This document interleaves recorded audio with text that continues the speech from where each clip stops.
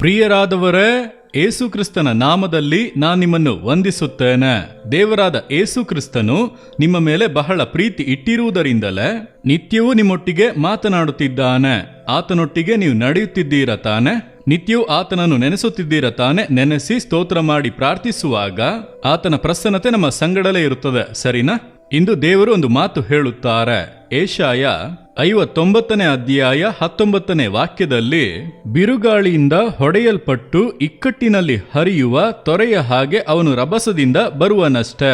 ಶತ್ರು ಯಾರು? ಆ ಶತ್ರು ಸೈತಾನ, ಪಿಶಾಚನು, ಈ ಲೋಕದಲ್ಲಿ ಕ್ರಿಯೆ ಮಾಡುವಂತ ಆ ದುಷ್ಟ ಶಕ್ತಿ ಎಂದು ಹೇಳುತ್ತೇವಲ್ಲ. ಆ ಸೈತಾನ ತೊರೆಯಂತೆ ಬರುವನಂತೆ ದೇವ ಮಕ್ಕಳಿಗೆ ವಿರೋಧವಾಗಿ ನೀರಿನ ಹಾಗೆ ಬಂದು ನಾಶ ಮಾಡುವುದಕ್ಕೆ ಪ್ರಯತ್ನ ಪಡುತ್ತಾನಂತೆ. ಹಾಗೆ ಸೈತಾನನು ಎದ್ದು ಬರುವಾಗ ಪರಿಶುದ್ಧಾತ್ಮನು ಹೇಳುತ್ತಾನೆ, ನಿಲ್ಲು, ಇದರ ಮೇಲೆ ನನ್ನ ಮಕ್ಕಳ ಸಮೀಪ ಬರಬಾರದು. ಧ್ವಜ ಎತ್ತುವನ್ನು, ಜಯಧ್ವಜ ಎತ್ತುವನ್ನು, ಇದನ್ನು ದಾಟಿ ನಿನಗೆ ಬರಲಾಗದು, ನನ್ನ ಮಕ್ಕಳನ್ನು ಮುಟ್ಟಲಾಗದು ಎಂಬುದಾಗಿ ದೇವರು ನಮ್ಮನ್ನು ಸಂರಕ್ಷಿಸುವರು.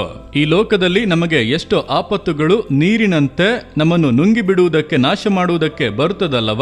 ಆ ನೀರು ಬರುವಾಗ ನೋಡಿದ್ದೀರಾ? ಈ ಸಮುದ್ರ ಅಲೆಗಳು ಎದ್ದು ಬರುವಂತೆ ಈ ರೀತಿಯಾಗಿ ಸೈತಾನ ಎದ್ದು ಬರುವನು ನಮ್ಮನ್ನು ನಾಶ ಮಾಡುವುದಕ್ಕಾಗಿ. ಕೆಲವು ವರ್ಷಗಳಿಗೆ ಮುಂಚೆ ಸುನಾಮಿಯ ಹಾನಿ ಉಂಟಾಯಿತಲ್ಲ, ಇಂಡಿಯಾ, ಶ್ರೀಲಂಕಾದಲ್ಲಿ ಎಲ್ಲ. ಆಗ ತಮಿಳುನಾಡಿನ ಒಂದು ಭಾಗದಲ್ಲಿ ಈ ಸುನಾಮಿಯ ಹಾನಿಯು ಉಂಟಾದಾಗ ಅನೇಕ ಅದ್ಭುತಗಳು ನಡೆಯಿತು. ಅದರಲ್ಲಿ ಒಂದು ಅದ್ಭುತವನ್ನು ನನಗೆ ಬಹಳ ಪ್ರಿಯವಾದ ಸೇವಕರು ಸಹೋದರ ಸ್ಯಾಮ್ ಜಬದೊರೈ ಅವರು ನಡೆದ ಒಂದು ಸಂಭವವನ್ನು ಒಂದು ಅಮ್ಮ ಅವರಿಗೆ ಹೇಳಿದರು. ಅದನ್ನು ನನ್ನ ಸಂಗಡ ಹಂಚಿಕೊಂಡರು. ಅವರು ಸಮುದ್ರ ತೀರದಲ್ಲಿ ಬಾಳುವಂತವರು, ಮೀನು ಹಿಡಿದು ಜೀವಿತ ನಡೆಸುವಂತ ಕುಟುಂಬ. ಆದ್ದರಿಂದ ಸಮುದ್ರ ತೀರದಲ್ಲಿ ಮೀನಿಟ್ಟುಕೊಂಡು ವ್ಯಾಪಾರವೆಲ್ಲ ಮಾಡುವರು.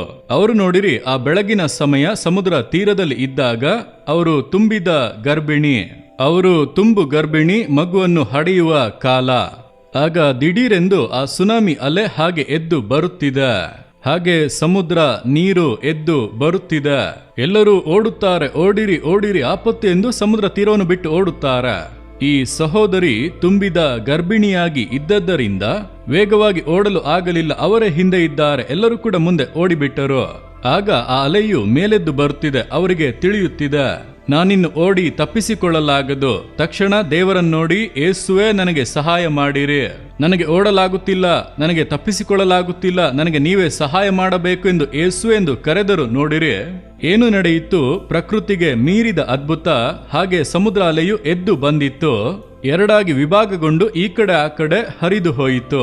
ಈ ಸಹೋದರಿ ಓಡಿ ತಲುಪುವವರೆಗೂ ಅವರ ಕಡೆಗೆ ನೀರು ಬರಲೇ ಇಲ್ಲ. ಹಾಗೆ ಅಗಲಿ ಹೋದದ್ದನ್ನು ಅವರು ಆಶ್ಚರ್ಯವಾಗಿ ಬಂದು ಹೇಳುತ್ತಾರೆ, ದೇವರು ನನ್ನನ್ನು ಕಾಪಾಡಿದರು ಎಂದು. ಎಷ್ಟೇ ದೊಡ್ಡ ನೀರು ಎದ್ದು ಬಂದರು, ಸುನಾಮಿಯೇ ಬಂದರು. ಸುನಾಮಿಯ ಹಾಗೆ ಸೈತಾನ ನಿಮ್ಮನ್ನು ಬಾಧಿಸಿ ನಾಶ ಮಾಡಬೇಕೆಂದು ನೆನೆಸಿದರು.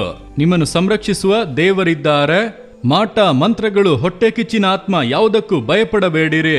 ನೀವು ದೇವರನ್ನು ಆಶ್ರಯಿಸಿರಿ. ಏಸುವೆ ನೀವು ನನ್ನ ಸಂಗಡ ಇರಿ ಎಂದು ಹೇಳಿರಿ ಸಾಕು. ಆತನು ಸಂಗಡ ಇದ್ದರೆ ಎಲ್ಲ ಶತ್ರುವಿನ ಬಲವು ದೂರದಲ್ಲೇ ನಿಲ್ಲುತ್ತದೆ.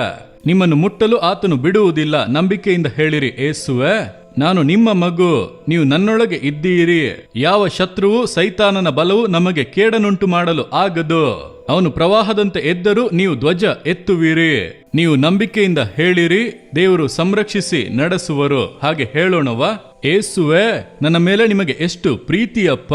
ಸೈತಾನ ನನಗೆ ವಿರೋಧವಾಗಿ ನೀರಿನಂತೆ ಎದ್ದರು, ನನಗೆ ಕೇಡು ಮಾಡಲಾಗದಂತೆ ನನ್ನನ್ನು ಸಂರಕ್ಷಿಸುವುದಕ್ಕಾಗಿ, ಸಂಗಡ ಇರುವುದಕ್ಕಾಗಿ ನಿಮಗೆ ಸ್ತೋತ್ರ ಸ್ತೋತ್ರ. ಏಸು ಕ್ರಿಸ್ತನ ನಾಮದಲ್ಲಿ ಜಯ ಹೊಂದುತ್ತೇನೆ. ಏಸುವಿನ ನಾಮದಲ್ಲಿ ಆಮೇನ್ ಆಮೇನ್.